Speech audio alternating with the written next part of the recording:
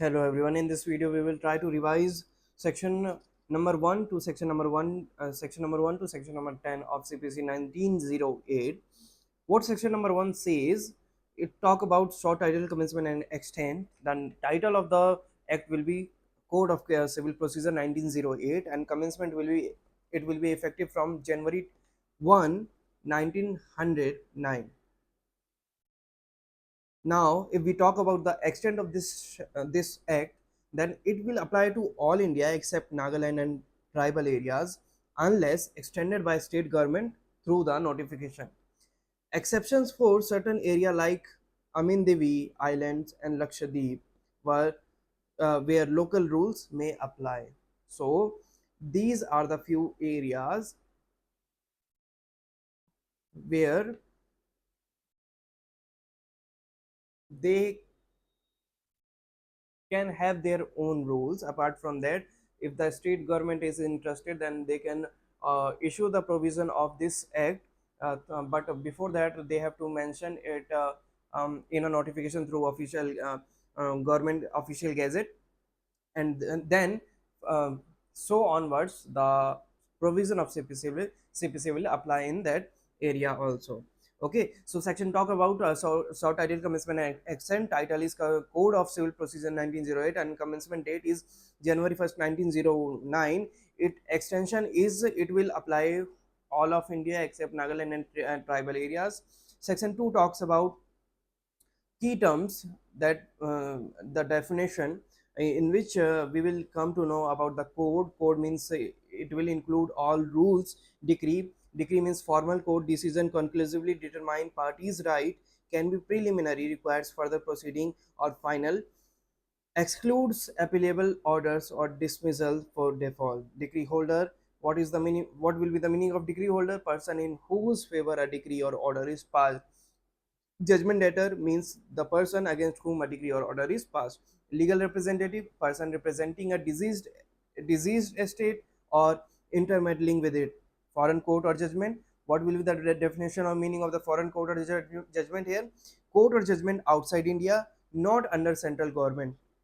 Mercenary profit, mercenary profit are those profits, those are obtained from wrongful possession of that property, the property which was belonging uh, uh, from another person.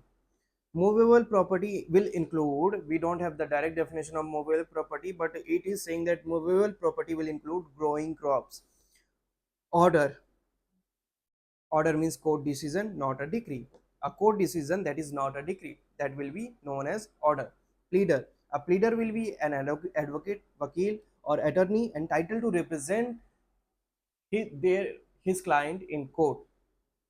Section 3 talks about subordination of courts. Section 3 talks about subordination of court, in which district court is subordinate to high court, and all lower civil courts and small causes courts are subordinate to both high court as well as district courts. So there will be high court, then district court, then in district court there will be small causes court, and there will be civil courts.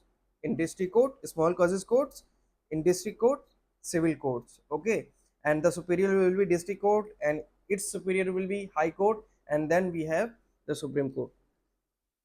Section 4 talks about savings, that which are those areas where CPC will not apply. CPC does not limit special local laws, special jurisdiction or procedure unless explicitly stated. Means the CPC, the provision of CPC will not interrupt unless and until it is mentioned that the provision or the rule require the to use the provision of or the order require the rule of CPC to be implicated. Especially does not affect remedies for recovering agricultural land rent under existing law.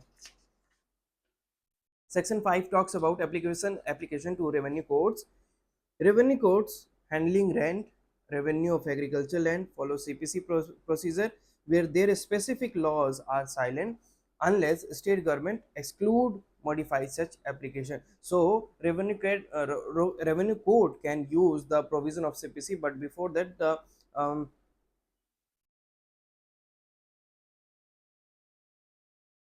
revenue codes where if it is not following up any procedure of its own, then it can take the help of CPC, and we don't have to mention that they can take the help of CPC. They can directly take the help of CPC. But if the state government directly mention that no, the code can, the revenue code cannot use the provision of CPC, then it will be the objection, and then the revenue code will not be able to use the provision of CPC. What section 6 talks about pecuniary jurisdiction. Court cannot handle suits exceeding their pecuniary, that is monetary jurisdiction limits, unless otherwise provided.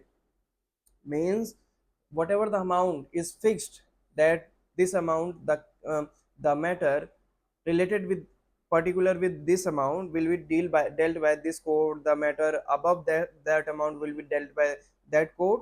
So the amount, the matter based on the amount, the value is called pecuniary, and it is talking about pecuniary jurisdiction. Section 7 talks about provisional small causes code. Certain CPC provision, for example, not under small cause codes suits not under small cause code, execution of decrees against immovable property, a specific section like section 9, 91 to 92, 94 to 95 do not apply to provisional small cause court or similar courts. So basically in this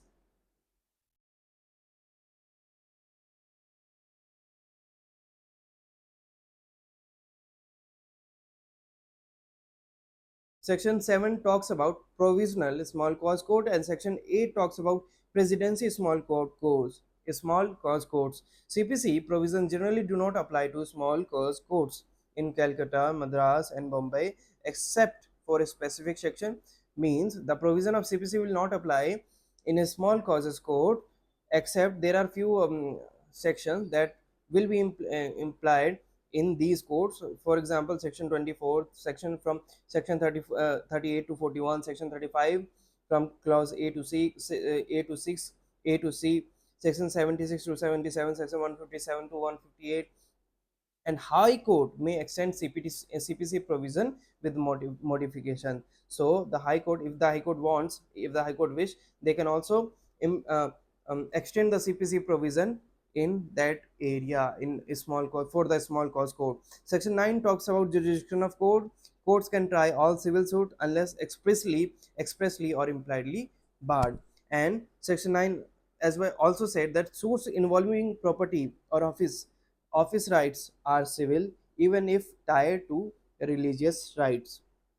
So it doesn't matter whether the property is religious, if it is somewhere connected with the right of office, the property office, okay, so it will be held as a civil matter only.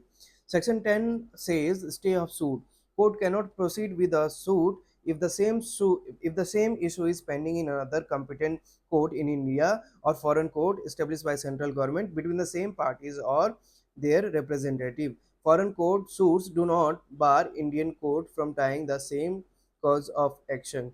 So section 10 talks about stay of suits, that court cannot proceed with a suit if the same issue is pending means the case has not been not has been the case has been not resolved till yet, and the another suit has been filed with the same title with the same dispute.